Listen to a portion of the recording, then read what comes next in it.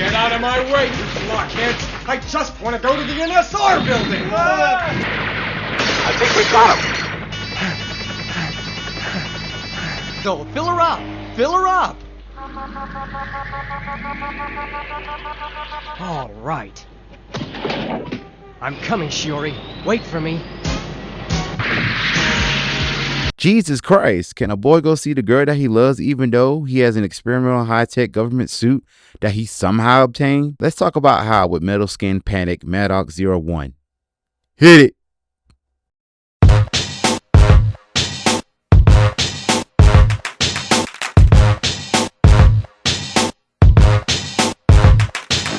Metal Skin Panic Madox 01 is an original video animation produced by AIC Anime International Company. It was released on December 16, 1987. It was directed by Shinji Aramaki. Like Riding Bean, it is also distributed in the West by Anime Go. It was released on DVD back in 2004. There was a Kickstarter for the OVA to be released on Blu-ray, and it reached its goal within 42 minutes of the launch. It was just released on Blu-ray recently on January 23rd, 2023.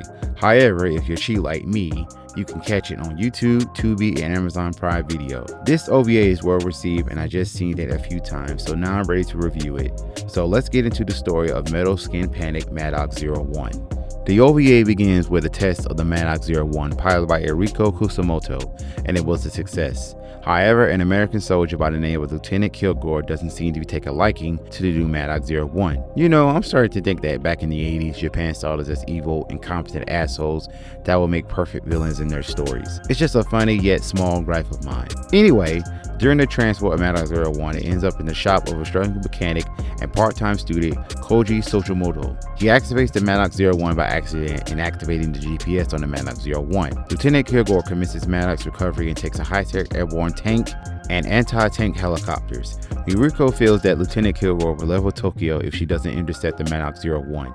So she takes the Madox 0 and heads out. Koji decides to meet his girlfriend Shiori before she leaves for England. Koji heads out to meet Shiori but is intercepted by the military. He defends himself by killing off the military helicopters, but the suit did it on his own. As he chased throughout the city, Koji is found by Eriko in Madox 0. Lieutenant Kilgore gets information that Koji will be the NSR building to where Shiori will be. Eriko keeps pressing while Koji gets more acquainted with the Madox 01. Eriko manages to deactivate the Madox 01 and find out Koji just a kid. Koji explained that most of what he did while in the suit was not his doing. While Eriko prepares to transport Madox 01, Lieutenant Kilgore ambushes them and takes out Eddie's legs on her Madox 0. And it's up to Koji to defeat Lieutenant Kilgore. A huge fight ensues, with Koji being on the defensive until he had no choice but to sacrifice Madox 01 to kill Lieutenant Kilgore. The OVA ends with Koji finally reunited with Shiori. Before the credits roll, it might have been implied that Koji was going to tell Shiori that he loves her. But that could be speculation on my part, so take that with a grain of salt. You know, I may go on a limb here, but don't some of this plot sounds real familiar? A highly weaponized mech that no one can stop. A redhead trying to get it back but have to train an unlucky hero who is a mechanic. This shit inspires some elements for the greatest anime parody of mecha of all time, and that is Megas XLR. Man, this reminded me so much of Megas. I loved this show growing up. I'm glad that this reminded me of Megas. I can't wait to go back and watch it again. There is not much development with each character, so I will try my best, but I can bet that this will be a really short video. Eriko was the test pilot for Madox 01 and was mostly proactive when trying to stop Lieutenant Kilgore from decimating Tokyo. But I have a theory about Eriko.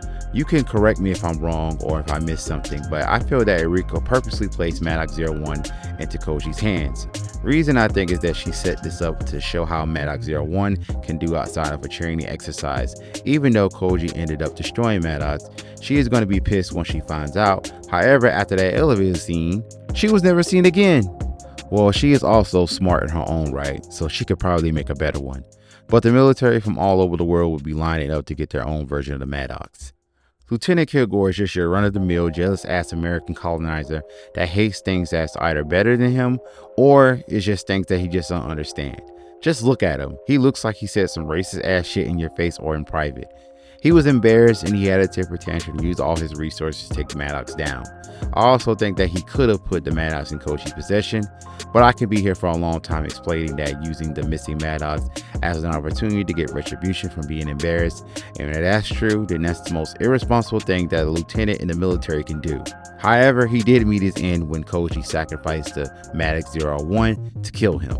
However, this could cause an international incident to where Tokyo and America can go to war due to an American lieutenant died on foreign soil by a kid. But this is speculation on my part yet again. Koji is a college student while being a struggling mechanic. In a flashback, Koji breaks up with Shiori due to Shiori moving out of the country to England.